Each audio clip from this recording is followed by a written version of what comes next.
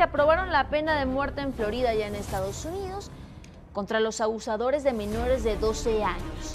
La condena mínima a alguien que encuentren culpable es cadena perpetua. El gobernador de ese estado, Ron DeSantis, ya firmó la ley y esto fue lo que dijo. Esta es la justificación del por qué lo hizo. En Florida defendemos la protección de los niños. Y desafortunadamente en nuestra sociedad hay crímenes sexuales muy atroces que se cometen contra niños menores de 12 años. Y son lo peor de lo peor. Y lo que sucede es que los perpetradores de estos crímenes son a menudo delincuentes en serie.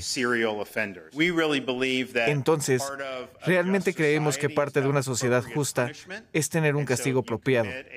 Entonces, si cometes un crimen que es realmente atroz, deberías recibir el castigo máximo. Y sí, esa es la situación en el estado de Florida. Van avanzando para seguir protegiendo sobre todo a los más pequeños, a los más vulnerables de nuestra sociedad. Pero también tenemos que hablar de las penas alrededor del mundo porque van variando. Por ejemplo, nos vamos a España, que está en Europa, 40 años de cárcel para aquel agresor, aquel abusador de menores. También regresamos a América y tenemos que platicar de Argentina. Ahí hay 20 años y cadena perpetua a los reincidentes. Y pena de muerte ya existe en el país de India y también en China.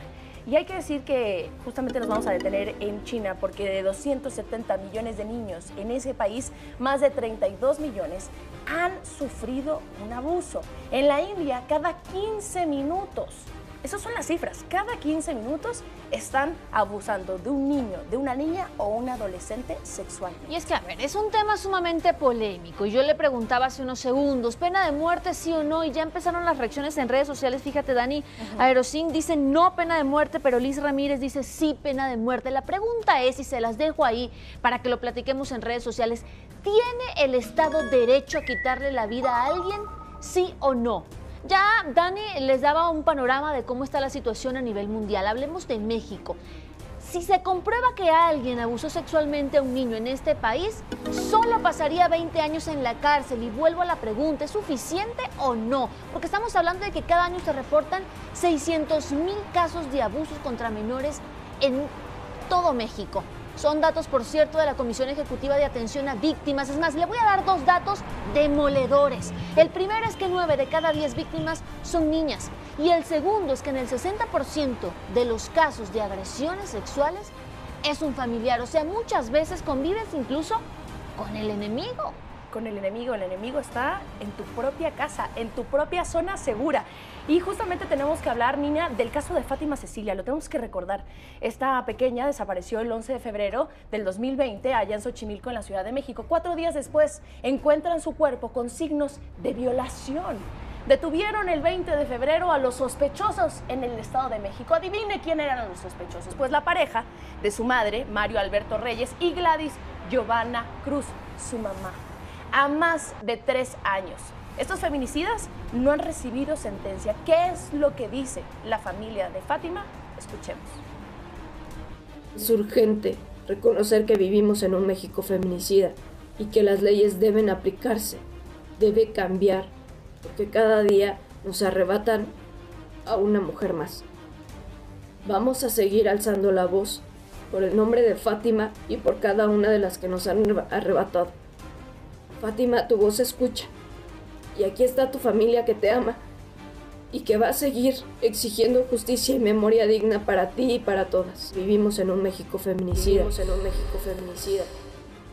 Nina, un testimonio desgarrador y hay que decirlo, no están solos, no solamente ustedes van a alzar la voz, nosotros vamos a estar ahí para ustedes, para seguir presionando a las autoridades para que se haga justicia. ¿Y sabes qué, Dani? Sí, es desgarrador, pero tampoco me sorprende que haya impunidad en un caso más. Estamos hablando de que cada 1000 casos de abuso sexual en este país, solo 100 se denuncian. No hay mucha denuncia y de esos 100 solo 10 llegan a un juez y de esos 10 solo 1 tiene condena. Estamos hablando de que solo 1% de los casos de abuso sexual en este país llega a condenarse. Y Nina, justo esto que estás platicando, que estás exponiendo, de verdad deja en claro que como sociedad les hemos fallado. Como sociedad me refiero a nosotros como ciudadanos, a la educación también, al sector del gobierno también. Y si seguimos hablando, también la salud. ¿Qué pasa con la salud mental en nuestro país?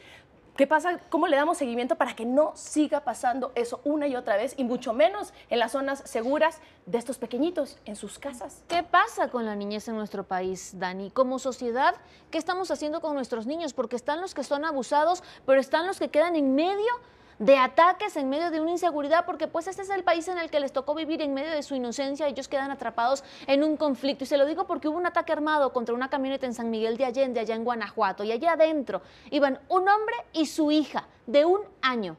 El hombre está en un hospital pues lesionado y tratando de recuperarse. La niña lamentablemente murió. ¿Y qué dice la autoridad? Bueno, pues vamos a investigar.